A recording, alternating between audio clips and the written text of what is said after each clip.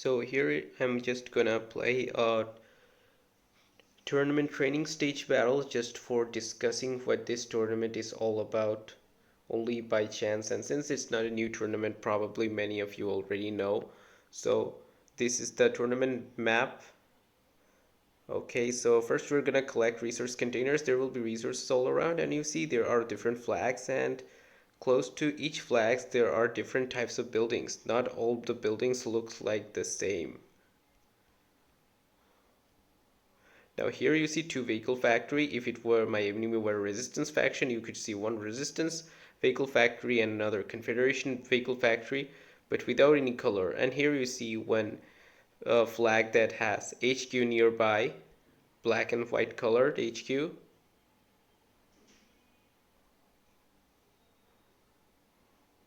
Now we have to capture these flags. Now you see this flags is a laboratory, so if you collect these flags you will occasionally get certain parts of the map being opened up. And for this one just provides you occasionally some backup units, so these will be your own units. And sometimes there are also even flags that may send you units that are not your own units, but those will be your allied units, and those allied units will come from behind your base and all the way to the enemy base. Now here, if you think what is gonna happen, this flag will provide you occasionally vehicles. So since I'm Confederation, it will provide me fortress, hammers, and even in late time, it will provide me Zeus, which will be very effective. So, and the middle flag will give you command points, and it gives around 20 plus command points, and you will see how much command points I will receive. You'll get the exact measurement of it. So considering the status this all flags has, and each time the flags will have different characteristics, but for the same types of map usually the flags are of similar characteristics, but there still could be something different.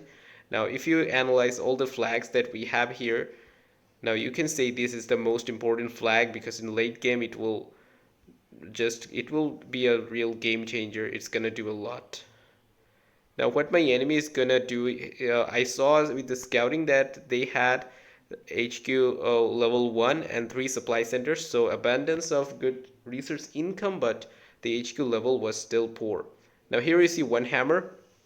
I believe this hammer came from this vehicle factory that the enemy of mine had captured, and I'm gonna now capture this flag on my side.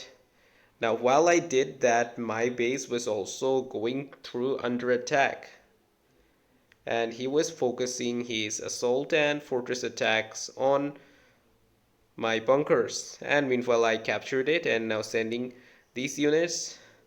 Now sending infantry with this formation is definitely gonna be a lot bad for me because his assaults are already in good position and well prepared, and I could not save my bunker either. It was also destroyed before it could help me out in an effective way. Anyway, the enemy just gonna rush me because he does not have confidence on the level of developments that he did on his base. So he's just gonna try his luck on rushing my base, and which is not gonna work.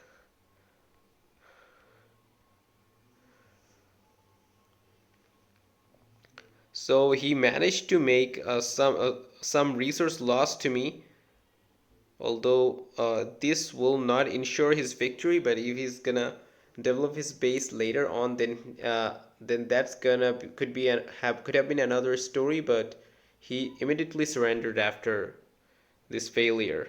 Now I'm gonna use this fortress to maneuver it properly to attack on these infantries, ignoring this fortress. And for killing this fortress, I'm sending this one hammer that came out from this flag.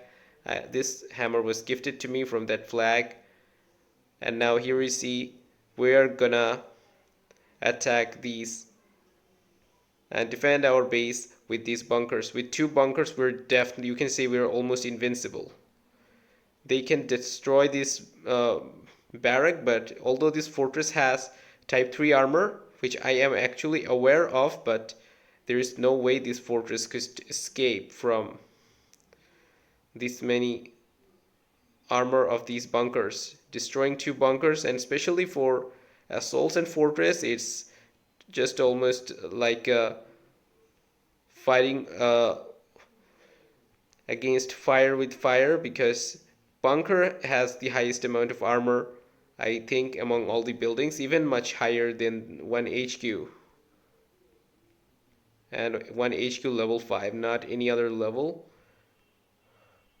Now he took control of this flag, retreating safely back to his base.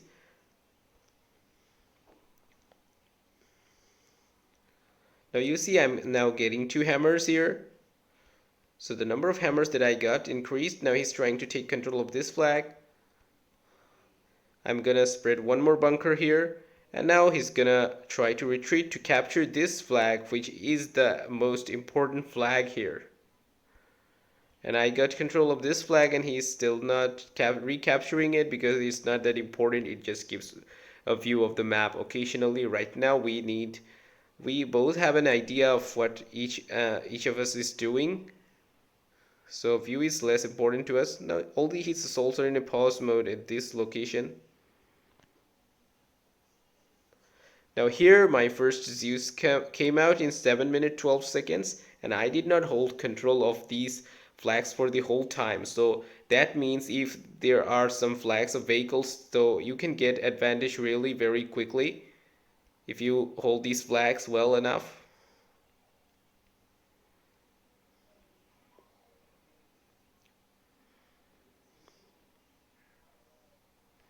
So we managed to capture this flag as well. Now you see we have 104 command points, although I have HQ level 3, and for rank 15 having 104 points, 4 command points as rank HQ level 3. It's unusual. It's only of course because of this HQ that provided me with 20 extra command points. So my original command points would have been 84, but now it's 104 because of capturing this flag, which is providing me 20 command points. Now at this moment the enemy already surrendered, so I'm not just gonna delay things anymore, but I'm just gonna show you that you see there are a lot of vehicles and fortresses. These just came out from the flag in the middle. 4 hammers and 4 fortress we see here.